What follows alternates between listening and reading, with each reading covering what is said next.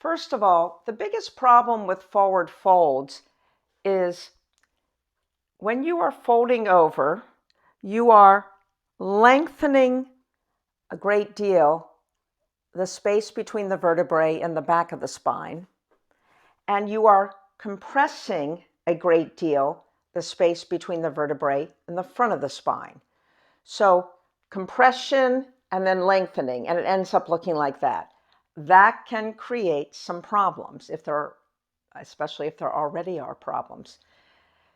Now, they used to recommend we roll up and roll down into forward folds.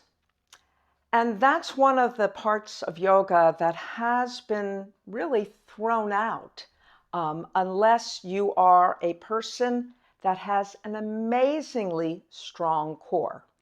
And that's the key. If your core is incredibly strong, that allows you to roll down and roll up, then you're probably safe doing those old-fashioned forward folds.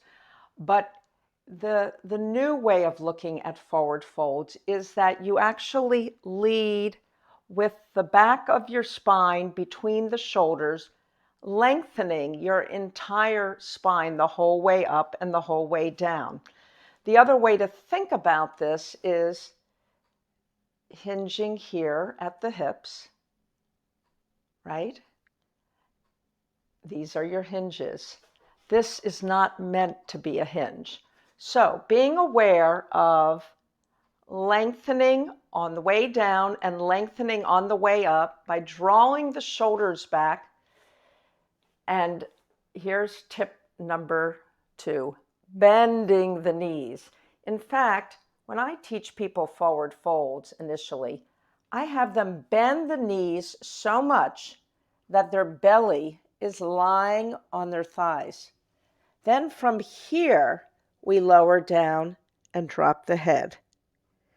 And in that way, you are keeping your hamstrings from pulling on your low back. Now, let's say you don't have any hamstring issues. From here, you could then try to straighten a little bit more. But then coming back up again, drawing back through the shoulders, I place my hands on my thighs to make sure I am drawing back through the shoulders. I lengthen till I have almost a tabletop back, and then still drawing back through my shoulders, standing up.